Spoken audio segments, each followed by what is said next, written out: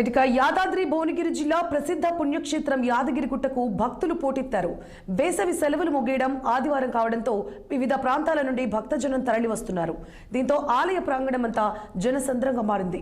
వేకువజాము నుంచే భక్తులు స్వామివారి దర్శనానికి బారులు తీరారు. నృసింహుడి సర్వదర్శనానికి సుమారు 2 గంటల సమయం పడుతుండగా ప్రత్యేక ప్రవేశ దర్శనానికి గంటన్నర నిరీక్షించాల్సి వస్తోంది. అటు రద్దీ దృష్టిలో ఉంచుకొని భక్తుల సౌకర్యార్థం ఆలయ యంత్రాంగం ప్రత్యేక చర్యలు చేపట్టింది.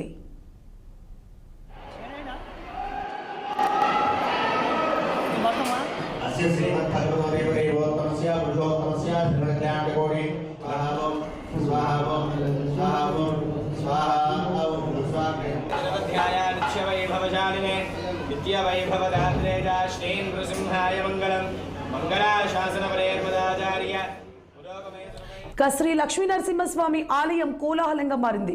కొండ కింద ఉన్న ఆధ్యాత్మిక వాడలోని రహదారులు, వాహనాలు నిలిపే ప్రదేశాలు, వ్రత మండపం, పవిత్ర పుష్కరిణి ప్రాంతం, ఇతర విశ్రాంతి మండపాలు భక్తులతో నిండిపోయాయి.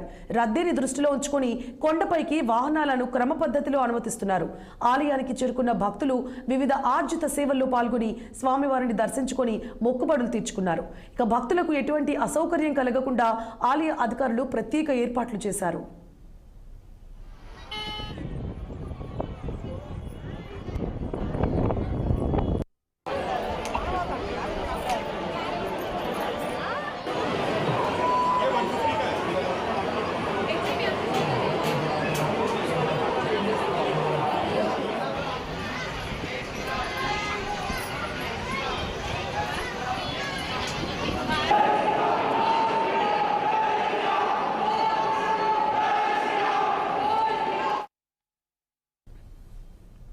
వైసీపీ నేతలకు కడప